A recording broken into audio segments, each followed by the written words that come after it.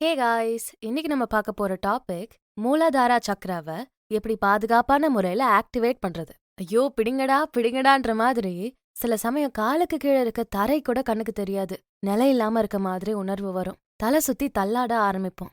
இதுக்கு காரணம் நம்ம உடல்ல இருக்கக்கூடிய ரூட் சக்ராவான மூலாதாரா சக்கரம் பிளாக் ஆகிருக்கும். நம்ம நிலையா தரையில கால் வச்சு பாதுகாப்பா நடக்கிறோம்னா அதுக்கு மூலாதாரா சக்ரா தான் ஹெல்ப் பண்ணும். நம்ம உடல்ல ஓடிக்கிட்டு இருக்கக்கூடிய எனர்ஜி இந்த சக்ராவை விட்டு நகர்ந்து போறப்போ நமக்கு தலை சுத்துற ஃபீல், தள்ளாடுற ஃபீல் எல்லாம் வரும். நம்ம உடல்ல 7 அடிப்படை சக்கரங்கள் இருக்கு. அதுல முதல் அடிப்படை சக்கரம் தான் இந்த மூலாதாரா சக்கரம். இது நம்ம முதுகு தண்டோட அடிப்பகுதியில இருக்கு.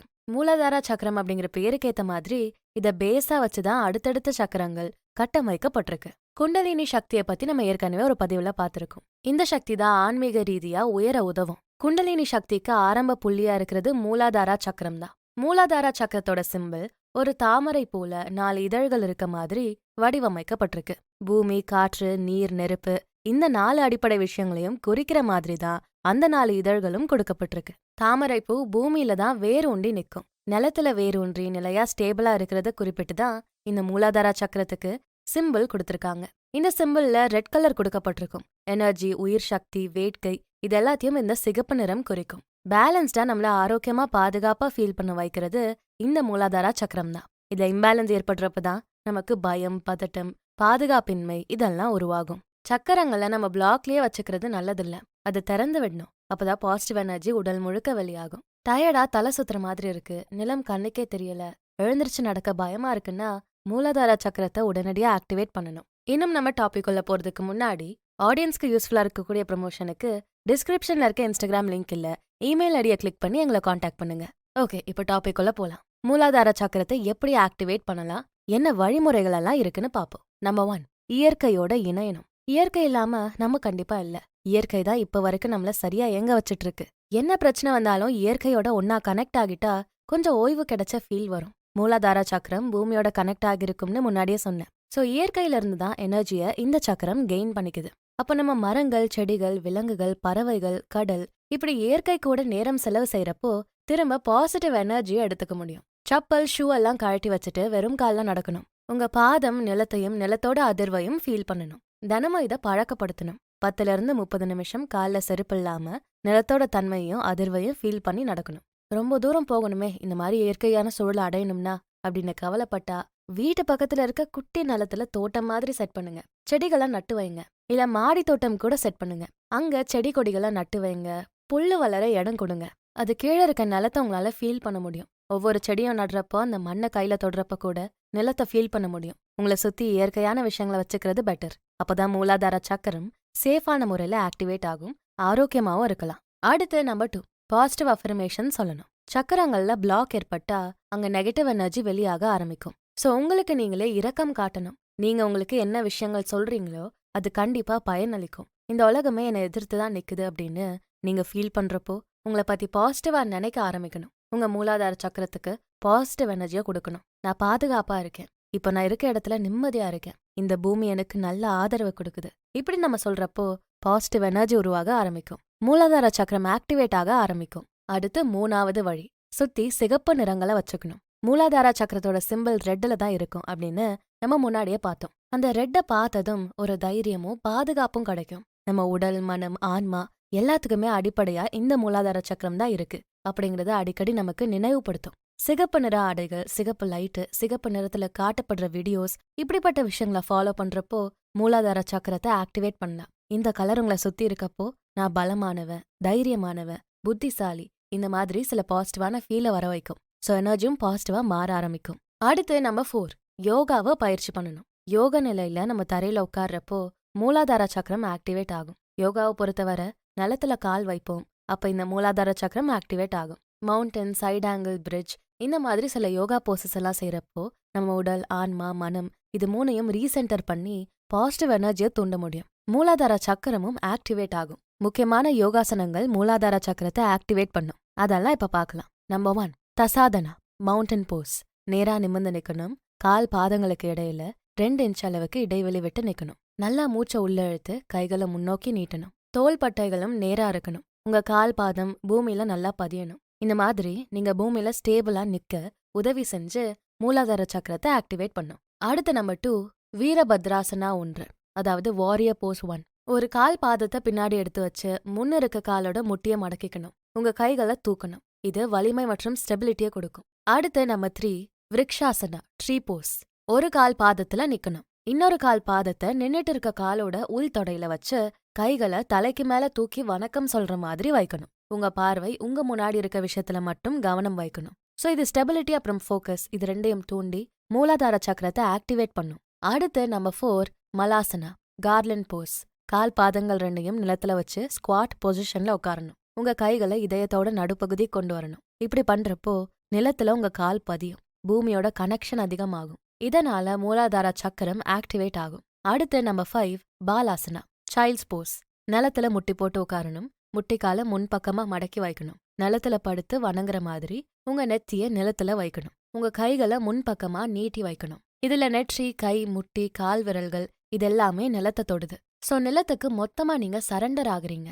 முழுமையான ரிலாக்ஸேஷன் கிடைக்கும். மூலாதார சக்கரமும் ஆக்டிவேட் ஆகும். இந்த 5 யோகாசனங்களை பயிற்சி பண்ணாலும் மூலாதார சக்கரத்தை ஆக்டிவேட் பண்ண முடியும். அடுத்த 5வது வழி பிரீதிங் எக்ஸசைஸ். மூச்சு பயிற்சி செய்யறப்போ உடல், மனம், ஆன்மா இந்த 3க்கும் அமைதி நிலை கிடைக்கும். மூச்சு பயிற்சி செய்யறப்போ மோட்டிவேஷனும் கிடைக்கும். மூலாதார சக்கரம் பிளாக் பண்ணப்பட்டா எதுவுமே பண்ண முடியாம மாட்டிக்கிட்ட ஃபீல் வரும். ஏன்னா மொத்த உடலுக்கும் சென்டரா இருக்க இடத்துல எனர்ஜி போகல.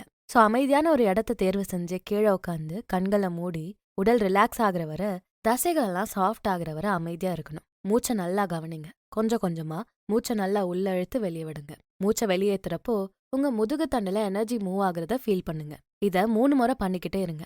அமைதி நிலை கிடைக்கும். பாசிட்டிவாவும் ஃபீல் ஆகும். அடுத்து மூலாதார சக்கரத்தை பாதுகாப்பான முறையில ஆக்டிவேட் பண்ண 6வது முறை மூலாதார சக்கர தியானம் செய்யணும். அமைதியான முறையில மூலாதார சக்கரத்துக்குள்ள பாசிட்டிவ் எனர்ஜியை ஃப்ளோ ஆக விடணும். தினமும் 5 நிமிடம் தியானத்துக்காக ஒதுக்குங்க. ஒரு அமைதியான இடத்தை தேர்வு செஞ்சு நினைவாற்றலோட தியானம் பண்ணுங்க. எந்த ட்ரெஸ் கம்ஃபர்டபுளா இருக்கோ அதை போட்டுக்கணும். எந்த இடம் அமைதியா கம்ஃபர்டபுளா இருக்கோ அங்க தியான நிலையில உட்காரணும். கண்களை மூடி மூச்சுல கவனம் செலுத்தணும். என்ன சிந்தனைகள் வந்தாலும் வெறுக்காம ஏத்துக்கோங்க. கடந்து போக விடுங்க. அடுத்து 7வது முறை முத்திரைகளை செஞ்சு பார்க்கணும். முத்திரைகளை பத்தி நம்ம சேனல்ல நிறைய பதிவுகளை பார்த்திருக்கோம். ஈவன் தலைவர் ரஜினிகாந்த் கூட ஒரு யோக முத்திரை எப்பவுமே யூஸ் பண்ணிக்கிட்டே இருந்தாரு. அவரோட வெற்றிக்கு அந்த முத்திரையும் காரணம்னு நம்ம சேனல்ல ஒரு பதிவு பார்த்திருக்கோம். சோ முத்திரைகளும் வெற்றிக்கு பங்களிக்குது.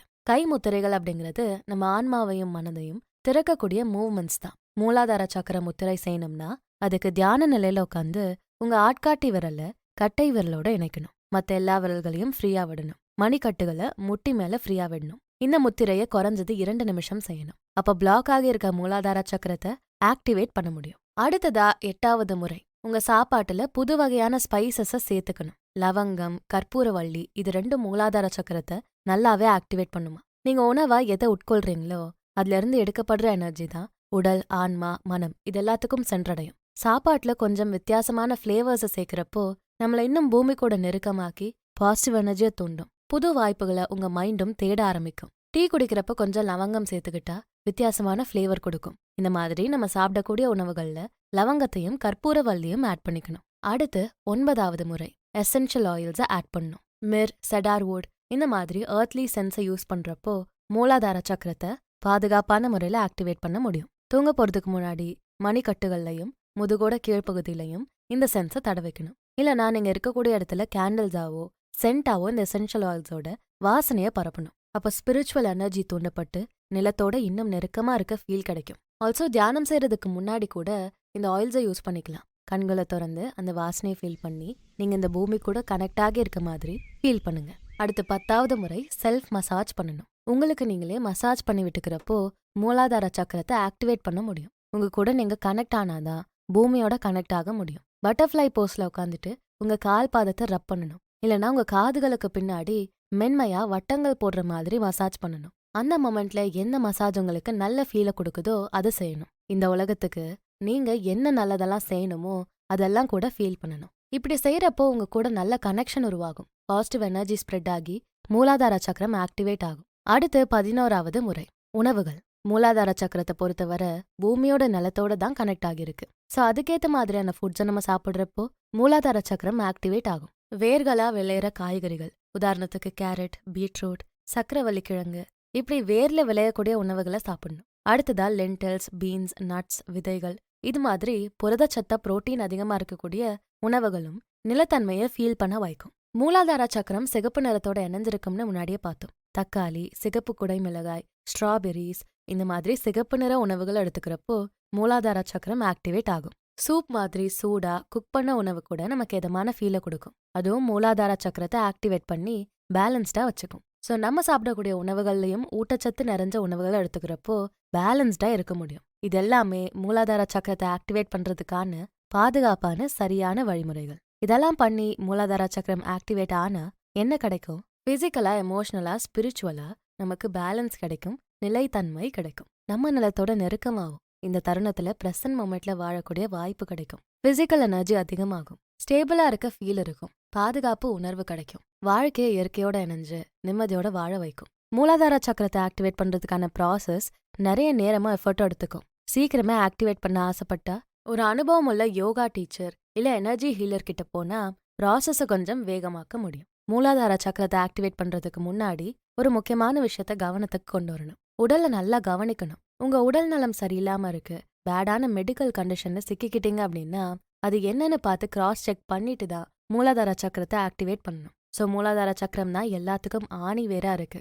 அதனால மூலாதார சக்கரத்தை ஆக்டிவேட் பண்றதுக்கான வழிமுறைகளை ஃபாலோ பண்றது நல்லது. பிளஸ் மூலாதார சக்கரத்தை பிளாக் ஆக விடாம பாத்துக்கிறதும் நமக்கான கடமையா இருக்கு. உங்களுக்கு இந்த மூலாதார சக்கரம் பத்தி முன்னாடியே தெரியுமா? இதை நீங்க ஆக்டிவேட் பண்ணிருக்கீங்களா? இல்ல இதை பத்தின வித்தியாசமான அனுபவங்கள் எதுவும் இருக்கா? உங்க கருத்துக்களை கமெண்ட் செக்ஷன்ல பதிவு பண்ணுங்க. உங்களுக்கு இந்த வீடியோ பிடிச்சிருந்தா ஞாபகமா இதுக்கு ஒரு லைக் பண்ணிட்டு உங்க ஃப்ரெண்ட்ஸ் அண்ட் ஃபேமிலிக்கு ஷேர் பண்ணுங்க.